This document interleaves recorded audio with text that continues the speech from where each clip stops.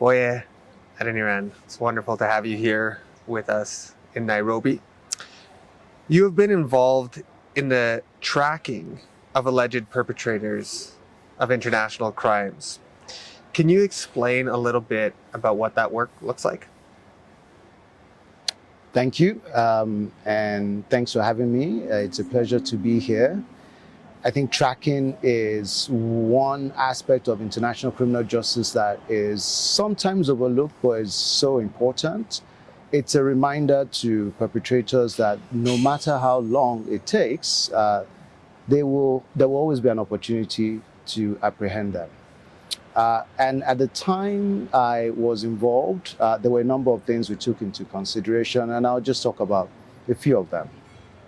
The first thing really is to put, yourself as the investigator in the mind of the fugitive. What is the fugitive thinking about? How does he want to evade justice or evade apprehension?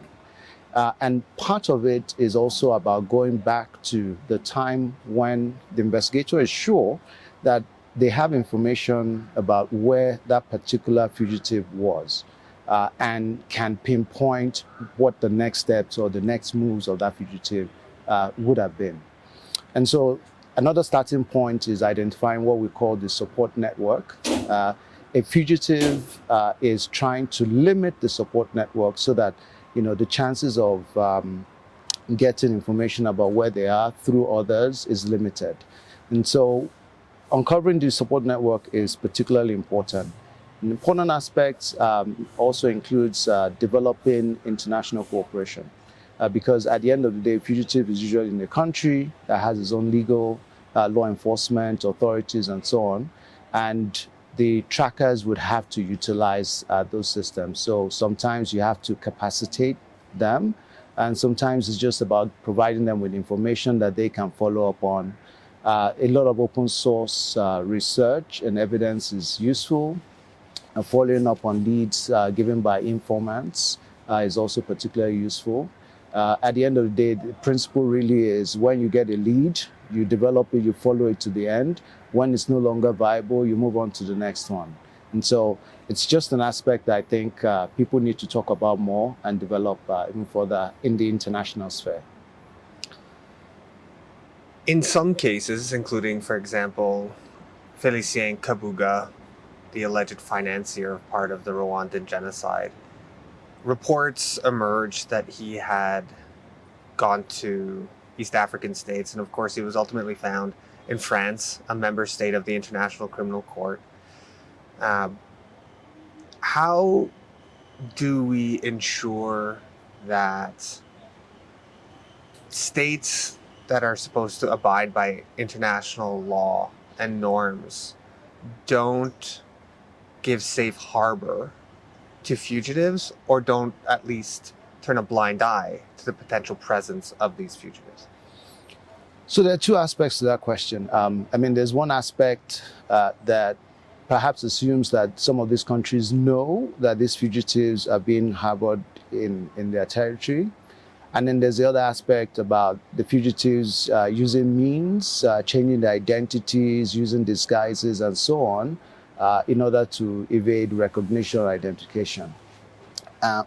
And on both fronts, I think the first aspect of it really is to raise awareness, across, different countries about both situations.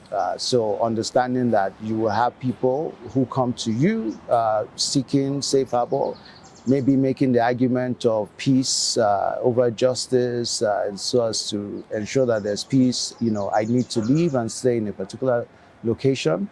But for those countries, I think the reminder always is, for as long as, and I think this is my point of view, that for as long as justice is not pursued, you always have a reversion to the situation that led to the conflict.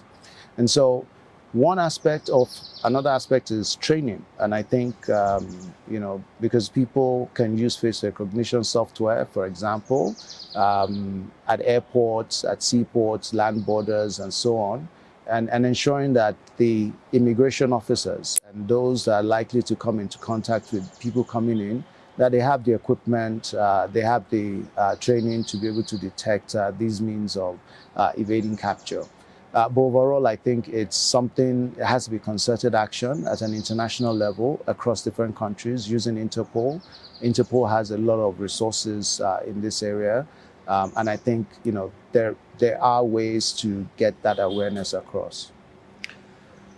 Another follow-up on this, beyond states that perhaps turn a blind eye or don't know that the accused is on their territory, very often these fugitives have a network of people helping them. So returning to the Felicien Kabuga case, it was in fact his network and his family that led the police officers to the apartment where they finally found him. Do they bear any responsibility, these networks and these people that know the accused is there, that know that they're facing an international arrest warrant? Do they face any responsibility, or do they have any responsibility for, in effect, helping this person live in such a manner that they evade accountability?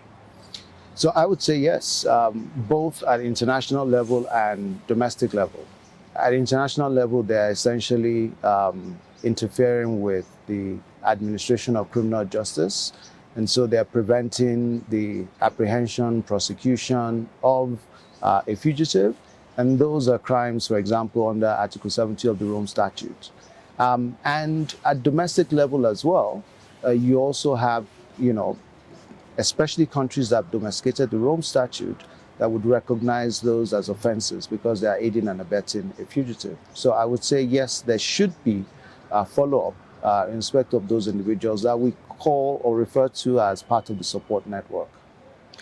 Does it give you some comfort that even when these individuals are not brought to justice, that they can't live openly, that they have to hide, and they have to fear that someone's always looking for them?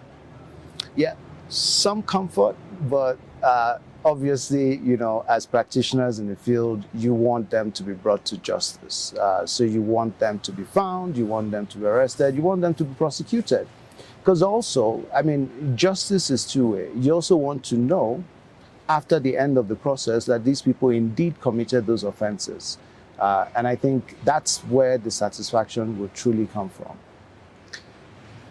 Akingbolahan Adeniran, thank you very much. Thank you for your time.